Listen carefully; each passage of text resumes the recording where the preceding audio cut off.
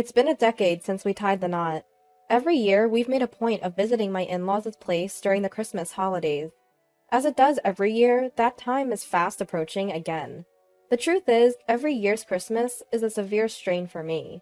Yes, that's right. I've been having major issues with my mother-in-law, and just the thought of it weighs me down.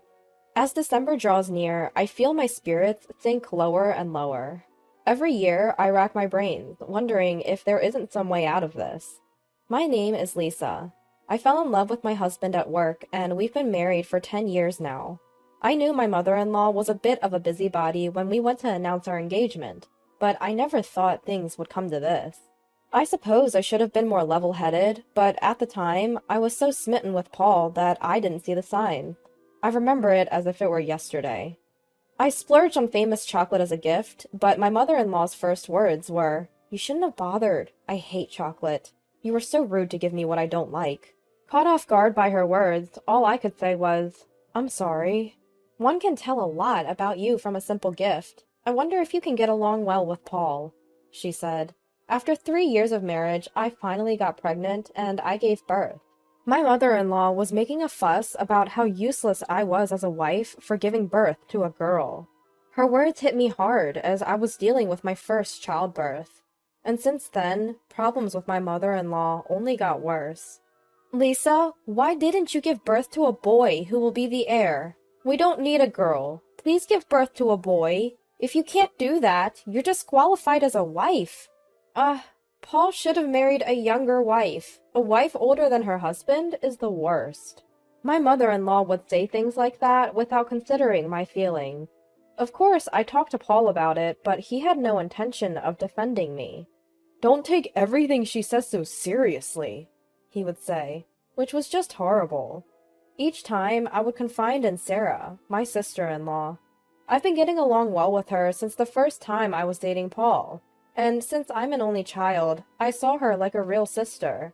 But my mother-in-law would call me every day asking if I had a child yet. I couldn't stand being treated as if my daughter was unwanted. And then my mother-in-law started asking me to send her money behind Paul's back because she was having a hard time. I couldn't ignore the fact that my mother-in-law was in trouble. And then, 2 years after the birth of my daughter, I was blessed with a second child. I thought that if it was a boy this time, I wouldn't be criticized, and I was on tender hooks until I found out the sex of the baby. But when I went for a checkup, the doctor told me it was a girl, and I was at a loss for words. And so began the phone onslaught from my mother-in-law again. "Lisa, don't you know the sex of the baby yet?" "I'm sorry, I don't know yet." "Modern hospitals should be able to tell. There's no way they can't." "I'll let you know as soon as I find out." "I don't want another girl. Sorry." I was so upset and complained to my sister-in-law. And so I gave birth without revealing the sex of the baby. When they told me, "Congratulations, it's a girl," I could only imagine my mother-in-law's demonic face, and all I could do was laugh. And my mother-in-law never once showed up at the hospital. But it was all the better for me. My mother lives 20 minutes away by car, and I had left my older child with her for the birth. My mother brought my daughter to the hospital, and we were happy to have a new family member without anyone complaining. I went back to my parents' house with my mother and my older child for a month. The month I spent relaxing with my mother at home was a time of nostalgia and relief. And when my younger child's 1-month checkup was over, I returned home. But I hadn't heard a thing from my mother-in-law. And then, several months passed, and the usual Christmas holidays were upon us. I was spending every day with a heavy heart, but I couldn't avoid it, and I thought she might be in a better mood once she saw her grandchildren.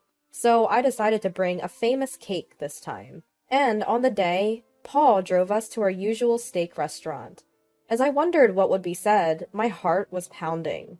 When we entered the reserved private room, my in-laws were already there. Despite her grumpy demeanor, the arrival of my brother-in-law and his wife soon had the meal off to a lively start. Of course, the conversation turned to my younger child, and everyone was excited, but I noticed that my mother-in-law's face was tense. I sensed something was wrong and tried to change the subject when, "You can't even give birth to a boy? You're a useless wife! You're not part of this family! My mother-in-law suddenly started saying terrible things, and then she deliberately knocked over the tea that was in front of her. "Oh, I'm sorry. If your daughter gets a burn on her face, no one will know she's a girl." Suddenly, I was overcome with rage. My mother-in-law despised me for not giving birth to a boy. During a meal with my in-laws, the moment my mother-in-law said, "What a complete letdown of a woman!" a plate suddenly flew from where my father-in-law was sitting. What are you doing?" I was just shocked. I couldn't believe the usually mild-mannered father-in-law would throw a plate. This time, it seemed like my father-in-law turned the table on mother-in-law, which I must admit felt good. Next, my father-in-law yelled, "Enough! What right do you have to say such things? The child born has no sin. The real letdown of a woman is you." "What are you talking about? Don't joke around. A wife who can't give birth to a boy is like garbage. Such an insolent woman." "What are you, who only gave birth to boys? I wanted a girl. But you know, the child that was born has no sin. It doesn't matter if it's a girl or a boy." "There's no way it doesn't matter. Boy!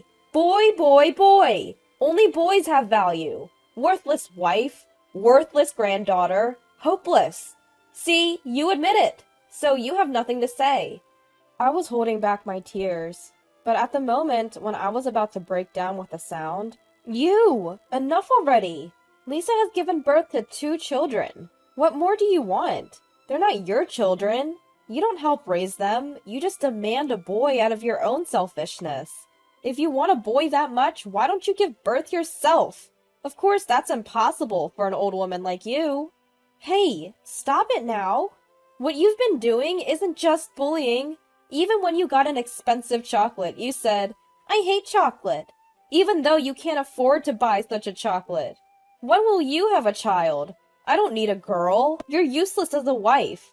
Serve me. Send me money. Get a job and make money. You're getting carried away, you stupid-looking old woman. Then my brother-in-law clapped his hands, and after him, Paul also started clapping. Huh? What's going on? I didn't understand anything. I'm a man, so I didn't get involved, but I'm surprised. My real mother is a professional daughter-in-law bully. Huh? What are you talking about? I don't understand. Who's bullying daughter-in-law? You. There's no one else who would do that. I was almost abandoned by my beloved wife. Huh? Men are insensitive and useless, brother. Absolutely. In comparison, women's intuition is terrifyingly accurate. You can't cheat. Hey, what are you saying? It's obviously a joke, Sarah. Take over. Roger? What? Are you guys some kind of fraudulent group? What do you think of your real mother? What do you mean, fraudulent group? You're talking about yourself. What? Why me? You know a man named Mr. Brown, right? Huh? I don't know such a person. What are you talking about? My mother-in-law was clearly flustered. She was trying hard to change the subject with an innocent look. Then, my sister-in-law continued the conversation. What's this daughter-in-law bullying circle? Huh? I don't know. I don't know such a thing. Catch old mother-in-laws and invite them to the circle. Teach the members your invited techniques, traps, and ways to bully their daughter-in-laws. Every week you hold seminars and have a good time with the outrageous old ladies. You've been practicing the daughter-in-law bullying. You're a shitty mother-in-law.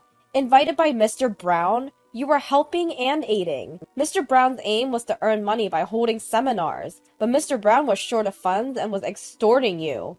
You were extorting Lisa for money every month. When the money didn't come in as you expected, you vented your frustration on Mr. Brown and practiced daughter-in-law bullying. Do you think such a rotten, shitty mother-in-law will be forgiven? Mother-in-law, what does this mean? That's not true. Everything Sarah is saying is a lie. I want you to stop. Then what's this? My sister-in-law pulled out an envelope from her bag and showed the photo, and my mother-in-law's eyes were wide with surprise. This is a photo from your seminar, right? You're looking pretty friendly with Mr. Brown. And what's this? Walking arm in arm is strange, isn't it? This is unacceptable. I was confused by this unexpected event, but now I understand why you've been bullying Lisa. My wife is too strong-willed. You can't win against her. Stop joking around. I didn't know anything and let it slide. But it won't go unpunished. Misunderstanding! Misunderstanding. Enough. Let's stop. I haven't done anything. After all, you're just misunderstanding and overreacting. It's natural to have a few close friends. Then it happened. From the next private room, the voices of a few women laughing and talking could be heard. Hey, do you remember? Patricia from the 3rd District who was in the same class at elementary school? Ah, you mean that mean devil Patricia. I heard she got caught by a man and is giving him all her money. And apparently that man has started a mother-in-law harassment circle, where he invites mothers-in-law who want to harass their daughters-in-law and hold seminars or something. Oh, I know! Harassing her daughter-in-law? That's just the kind of thing that devil Patricia would do. And she's apparently investing money every month because the guy is short of money. She seems to be told that he'll return the money tenfold, but that's definitely impossible. That man has a family, and his daughter is disabled and living in a wheelchair. So she's being fooled by such a man and might destroy her own family? It's a wonder that her family hasn't collapsed so far. The face of the mother-in-law rapidly turned pale and stiffened. And then the father-in-law opened his mouth. Your life is over. What are you talking about? I've come this far without knowing what kind of woman you are. All the terrible things you've done to Lisa were simply because you are foolish as a person. Lisa, I am truly sorry. I apologize. It's not your fault. Please don't apologize. What? It sounds like I'm the one who's wrong. Just stop it! I haven't said anything wrong, and I've been complaining because my daughter-in-law isn't good enough. Don't blame me. She's such a terrible daughter-in-law after all. The terrible daughter-in-law is you. You got married, hiding everything from me, then demanded money from the kids when they became independent and give it to other men. You are a scammer, aren't you? A scammer? The fact that I have been serving you until now is true. It's a joke to be called a scammer for that. You've been serving me? What on earth have you done for me? I've been taking my shirts and suits to the dry cleaners myself, and mostly have dinner outside, only returning home to sleep. That's right, when we were little, Mom wasn't at home, and dinner was like snacks or sweet buns. We always wondered where she was going. What are you talking about? Exactly. We were told not to tell Dad anything. We thought it was strange from that time. She didn't even come to school for portfolio days or interviews. When I was taking high school entrance exams, the only person who helped me was my teacher. I was in trouble because I didn't know which school to go to. I was moved when I ate good, homemade food for the first time after getting married. Supermarket side dishes were a luxury. How could a mother like that blame Lisa? Lisa is a hardworking mother and a good wife. Don't keep quiet. Say something. You can't say anything. You thought what you've been doing wasn't found out, so you got carried away. You had no idea that the conversation would turn into this today. I wouldn't keep quiet about this. I've been talking to my father-in-law for a long time. What did you say? You have to leave this house today. We're getting divorced. Divorce? Why is this happening? It can't be helped because Lisa is my child, right? They're so close they fight. Don't mess with me. Are you going to play me more? I also knew that you had been cheating on me since your 20s, but I kept quiet because of the children. That's why you can't get rid of the habit of cheating. You're walking arm in arm with a friend? I've never seen such a friend. It's over. Your life ends here. You can do whatever you want from now on. Wow, I didn't expect that. So that's why she wasn't at home. It's impossible not to have time to make dinner for your children. It's funny that such a person was pretending to be a good mother-in-law and complaining. It's not a joke. I've sold our house and all that's left is to submit the divorce papers. I've been fooled for a long time. Now I can live my own life, properly. You sold the house? What are you doing without my permission? I won't get divorced. No matter what you say, it's too late. I don't think I'll ever see you again. If you have any complaints, please contact my lawyer. Huh? What will happen to me from now on? I don't have a house. I don't have any money.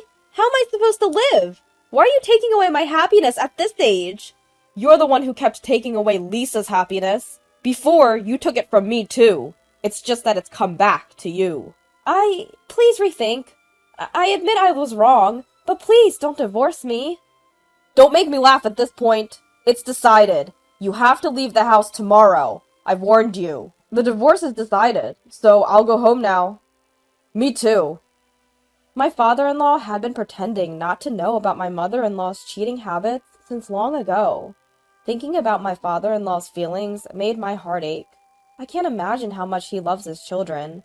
And finding out that he had been planning this divorce all along, I felt a bit relieved.